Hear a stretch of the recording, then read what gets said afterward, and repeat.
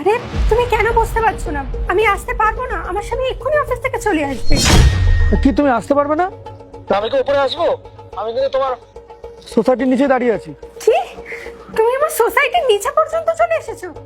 তুমি এটা বোঝার চেষ্টা করো, আমার বিয়ে হয়ে গেছে, এখন আমার পক্ষে আসা সম্ভব না। তুমি প্লিজ এখান থেকে চলে যাও।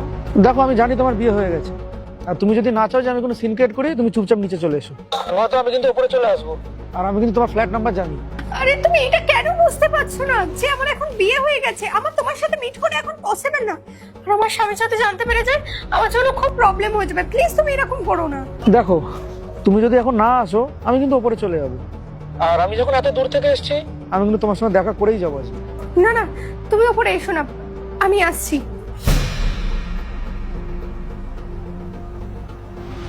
হ্যাঁ হ্যাঁ, আমি সন্ধ্যের মধ্যে সাবমিট করে দেবো। তুমি চলে এসেছো? হ্যাঁ, এই জাস্ট আসলাম। আমি এখন একটু কলে ব্যস্ত আছি। ঠিক আছে, তুমি কথা বলে নাও। আমার নিচে একটা পার্সেল এসেছে, আমি গিয়ে নিয়ে আসি। আচ্ছা ঠিক আছে।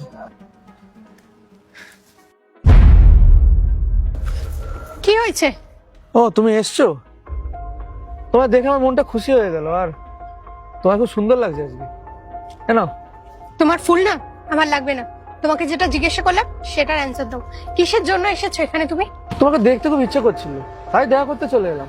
কিন্তু আমি তোমার সাথে দেখা করতে চাই না। তুমি জানো না যে আমার বিয়ে হয়ে গেছে? আর বিয়ে হয়ে যাওয়ার পর মেয়েরা সম্পূর্ণ বদলে যায়। আর তোমার সাথে আমি দেখা করতেই বা যাবো কেন? আমার বিয়ের পর তোমার সাথে দেখা করার একটু মাত্র ইচ্ছা নেই, বুঝতে পারলে? আমি কিছুদিন একটু গায়েব হয়ে গেছি, আর তার মধ্যে তুমি বিয়ে করে নিয়েছো।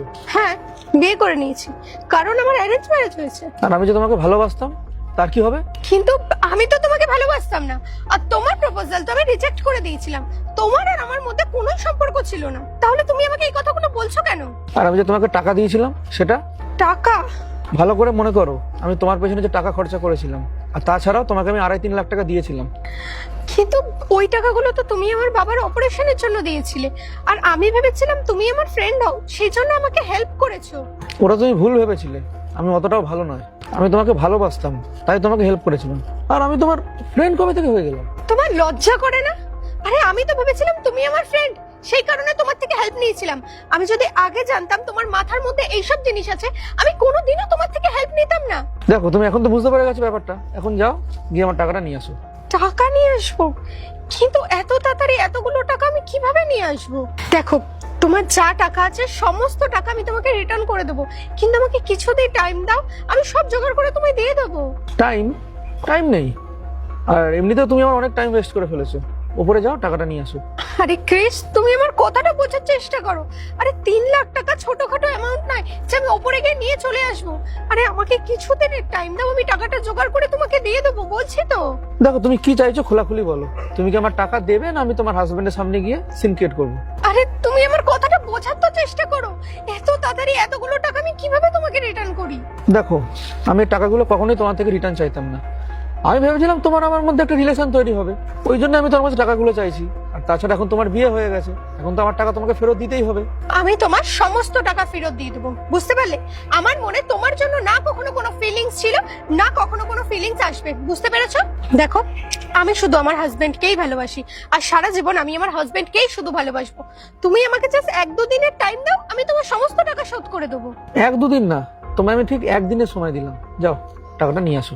ঠিক আছে, তোমার সমস্ত টাকা আমি তোমাকে ফেরত দিয়ে দেবো, কিন্তু তুমি আমাকে আর কোনো কল বা এসএমএস করবে না, ঠিক আছে? আরে এটা তো নিয়ে যাও। তুমি বিনা পার্সেলে চলে আসলে, তোমার পার্সেল কোথায়? ওই পার্সেলটা ভুল এসেছিল, সেই কারণে ওটা রিটার্ন করে দিয়ে চলে এসেছি আমি। কুসুম, তুমি আমাকে মিথ্যে কথা বলো না। কে ছিল নিচে? তুমি কার সাথে দেখা করতে গিয়েছিলে? আরে দীপ, তুমি যেমনটা ভাবছো ওই রকম না। ওটা আমার কলেজের ফ্রেন্ড ছিল, ওর সাথে দেখা করতে গেছিলাম।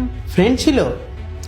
তুমি যদি ফ্রেন্ডের সাথেই দেখা করতে যাও, তাহলে তুমি আমাকে মিথ্যে কথা কেন বলেছিলে?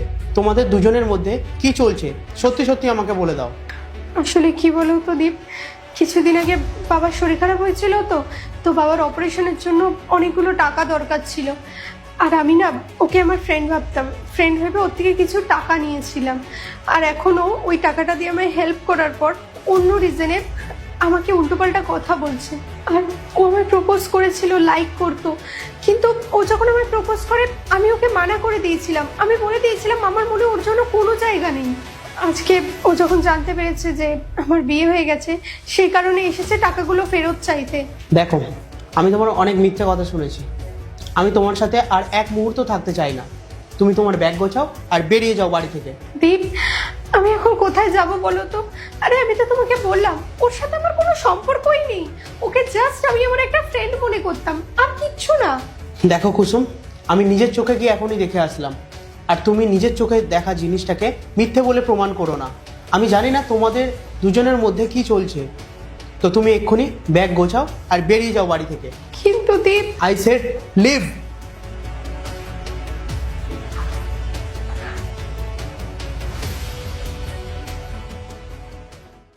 ঠিক আছে, রাখ। আরে আরে আরে আরে আরে, হাজবেন্ড বের করে দিয়েছে তোমাকে বাড়ি থেকে? তো যা হয়েছে ভালোই হয়েছে, তোকে নিশ্চয়ই বলে দিয়েছে আমাদের ব্যাপারে। তোমার এখানে আসাটা না একদম উচিত হয়নি। দেখো, তুমি বলে দিয়েছো, যা হওয়ার হয়ে গেছে, ভালোই হয়েছে। আর ভগবান হয়তো এটাই চাইছিল যে আবার তুমি আর আমি এক হয়ে যাই। চলো। কি করছোটা কি? চলো চলো। ছাড়ো আমার হাত, লিভ মি। শোনো, আমি না তোমার সাথে কোথাও যাব না। আমি শুধু আমার হাজবেন্ড দীপকেই ভালোবাসি, আর সারা জীবন শুধু ওকেই ভালোবাসবো, বুঝতে পারলে? শোনো, দীপ আমাকে বাড়ি থেকে বার করে দিয়েছে, তার মানে এটা নয় যে আমি তোমার সাথে যাবো, বুঝতে পারলে? আরে দাঁড়াও না, কোথায় যাচ্ছ? চলো চলো চলো চলো কি করছোটা কি? ছাড়ো আমাকে। চলো। তো সাহস কি করে হলো আমার ওয়াইফের গায়ে হাত দেওয়া? ও, এই সেই তোমার স্বামী? হ্যাঁ, আমি হলাম ওর স্বামী। দেখো, তোমার বউয়ের সাথে আমার এখন কোনো মতলব নেই। ওকে আমি 3 লাখ টাকা দিয়েছিলাম, তুমি আমাকে 3 লাখ টাকা দিয়ে দাও, আমি চলে আছি। এই নে ধর তোর 3 লাখ টাকা। এতে 3 লাখ টাকা না, এতে 4 লাখ টাকা রয়েছে। 1 লাখ টাকা এক্সট্রা তোর সুদের জন্য। আর আজকের থেকে তুই যদি আমার বউয়ের আশেপাশে থাকিস না, তাহলে আমার থেকে আর খারাপ কিছু হবে না। যা, বেরিয়ে যা। আমার কোনো শখ নেই যে তোমার বউয়ের দিকে আবার আসবো। টাকা পেয়ে গেছি, চললাম বস। তুমি জানো আমি কতটা ভয় পেয়ে গেছিলাম, তুমি আমাকে বাড়ি থেকে বার করে দিয়েছিলে। তাই আমি এটা দেখতে চাইছিলাম যে তোমাকে বাড়ি থেকে বের করে দেওয়ার পরে তুমি ওর সাথে চলে যাও কি। ওর সাথে যাওয়ার থেকে ভালো না আমি মরে যেতাম। আমি তোমাকে বিয়ে করেছি, আর আমি তোমাকেই ভালোবাসি, আর তোমার সাথেই সারা জীবন থাকতে চাই। হ্যাঁ, আমি শুনেছি, আর কথাটা শুনে আমার খুব ভালো লেগেছে। আর তুমি বিপদে পড়ে ওর থেকে সাহায্য নিয়েছিলে, আর ওই ছেলেটা মতলবের জন্যই তোমাকে সাহায্য করেছিল। কিছু ছেলে এরকমই হয়, সাহায্য করার নাম করে মেয়েদেরকে ইউজ করে। আমি যদি আগে জানতাম না ও এইসব করার জন্য আমার সাহায্য করেছে, তাহলে আমি কোনোদিনই ওর থেকে সাহায্য নিতাম না।